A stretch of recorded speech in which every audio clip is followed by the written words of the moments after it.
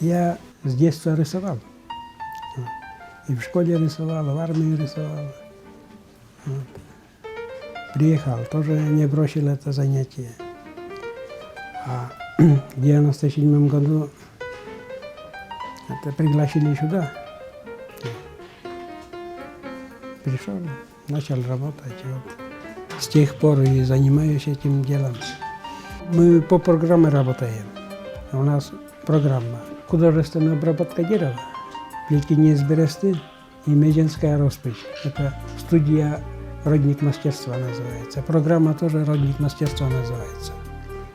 Там отдельная тема идет традиции коми народа.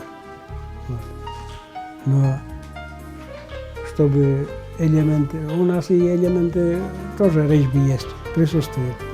Там шорщер, шондышер, кольщер, косщер, это все элементы резьбы. Вот. На утвари они присутствуют. И в наших работах они тоже присутствуют.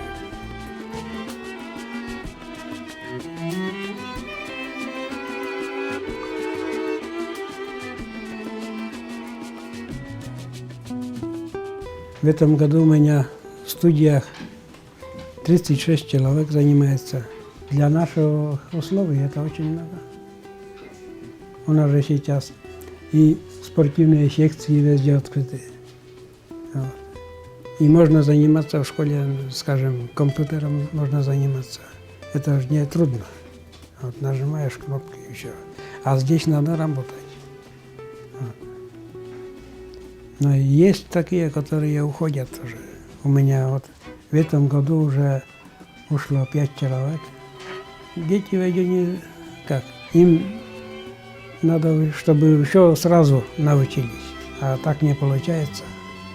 Вот у кого терпения, у кого меньше, не хватает терпения, те уходят.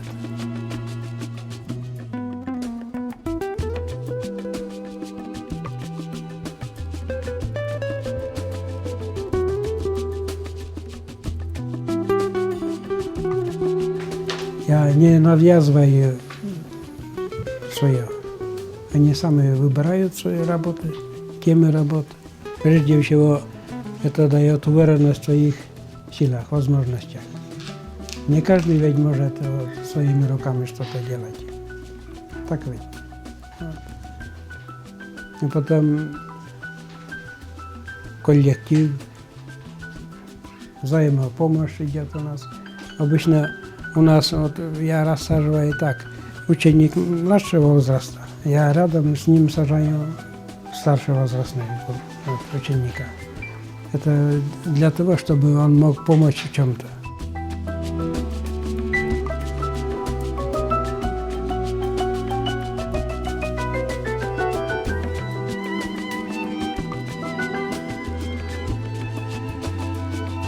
Начальные навыки даю.